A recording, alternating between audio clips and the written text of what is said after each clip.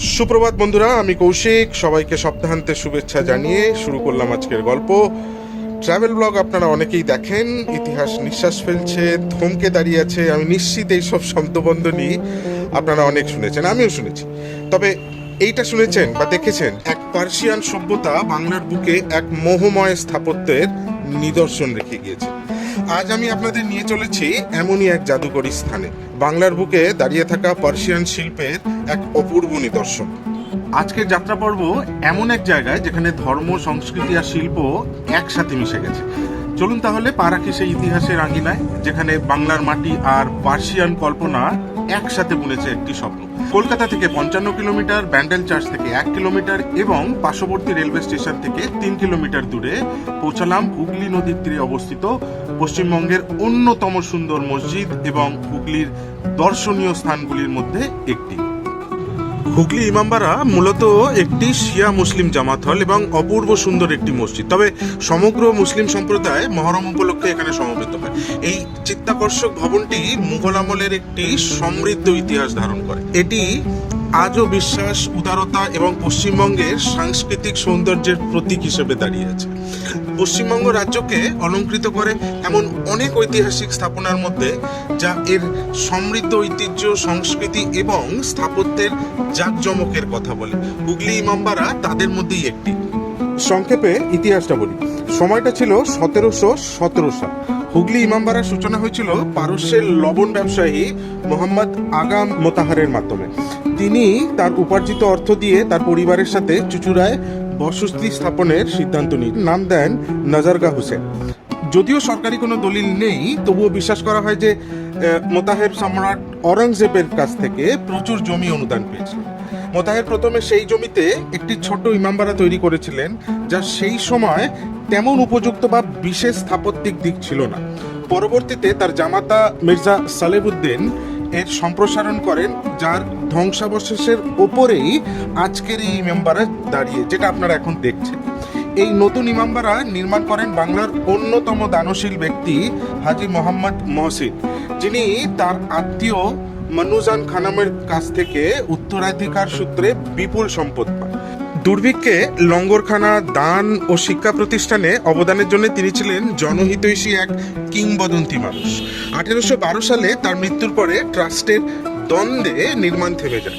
পরবর্তীকালে Lord Auckland মধ্যস্থতা করেন এবং সৈয়দ কেরামত আলীকে ট্রাস্টি নিযুক্ত করেন, যিনি 1841 সালে আজকের এই ইমামবাড়ার নির্মাণ শুরু করেন। 2 লক্ষেরও অধিক টাকা ব্যয়ে 20 বছর ধরে নির্মিত এই ইমামবাড়া পার্সিয়ান শিল্প, ইসলামী ঐতিহ্য ও বাংলার মানবতার এক অনন্য মিলনস্থল। 1861 সালে সম্পন্ন হওয়া এই পবিত্র স্থানটি দর্শনার্থীদের স্বাগত জানায় একটি বিশাল প্রবেশপথ দিয়ে, যার মধ্যে দুটি 150 ফুট উঁচু মিনার বা টাওয়ার রয়েছে। এই দুটি টাওয়ারের মাঝখানে একটি বিশাল ঘড়ি স্থাপন করা হয়েছে, যা ইংল্যান্ডে বিগ ব্যান নির্মাণকারী একই কোম্পানি দ্বারা তৈরি। এই ঘড়িটি 1852 সালে 11,000 টাকার থেকেও বেশি দামে আনা হয়েছিল। দেখাবো আপনাদের সেই ঘড়ির ইঞ্জিনিয়ারিং। 150 সিঁড়ি ভেঙে উঠতে হবে আমাকে একটু উপরে। প্রশস্ত উঠোন, দীর্ঘ করিডর এবং রাজকীয় ওয়াচ টাওয়ারের কারণে ইমামবাড়ার স্থাপত্য প্রথম দর্শনেই মুগ্ধ করবে। এখানে কালো সাদা চেক ডিজাইনের মার্বেল মেঝে, উজ্জ্বল লণ্ঠন এবং বিস্তারিত ইসলামিক ক্যালিগ্রাফি, প্রবাহমান ঝর্ণা সহ এক শান্ত পুল রয়েছে, যা এই স্থানের ঔপনিবেশিক সৌন্দর্যকে বৃদ্ধি করে। এখানে ইমামের 7 তারকার সিংহাসনও দেখা যায়, যেখান থেকে তিনি তার বক্তৃতা দেন। ঝর্ণার উভয় পাশে বিবিখানা নামে পরিচিত দ্বিতল করিডোর রয়েছে, দেওয়াল পবিত্র কোরআনের আয়াত দিয়ে ঢাকা। অন্যদিকে প্রধান প্রার্থনা কক্ষ, যা জারিদালার নামে পরিচিত। উঠানটি দীর্ঘ করিডোর সহ দ্বিতল ভবন দ্বারা বেষ্টিত এবং অসংখ্য কক্ষ রয়েছে। দরজার উপরের অংশগুলি সুন্দর বেলজিয়াম কাঁচের দ্বারা সুসজ্জিত। সমগ্র মুসলিম সম্প্রদায় মহরম উপলক্ষে এখানে সমবেত হয়। মহরম এখানে গভীর শ্রদ্ধার সাথে পালিত হয় এবং ইরাকের কারবালায় অনুসৃত ঐতিহ্যের অনুরূপ ঐতিহ্যও রয়েছে। এই গভীর ধর্মীয় এবং স্থাপত্যের শ্রেষ্ঠ নিদর্শনে সকল ধর্মের মানুষকে স্বাগত জানানো হয়।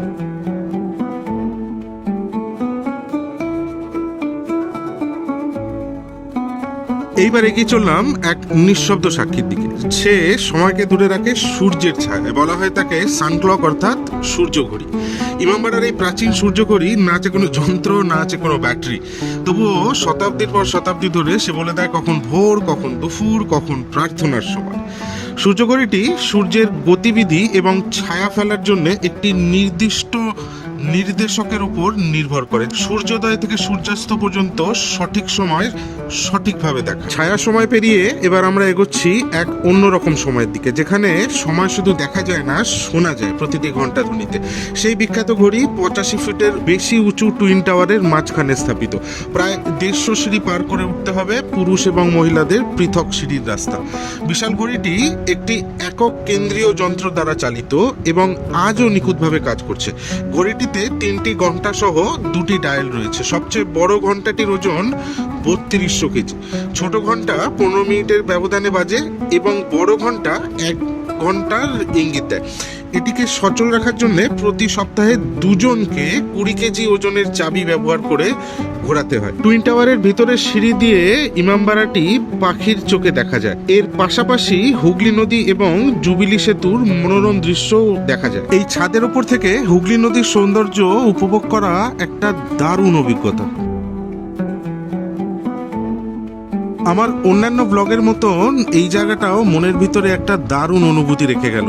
আপনাদের কেমন লাগলো জানাবেন। আজকের মতো বিদায় নেওয়ার পালা। আবার দেখা হবে পরের সপ্তাহে। ভালো থাকবেন, সুস্থ থাকবেন, আসবো ফিরে।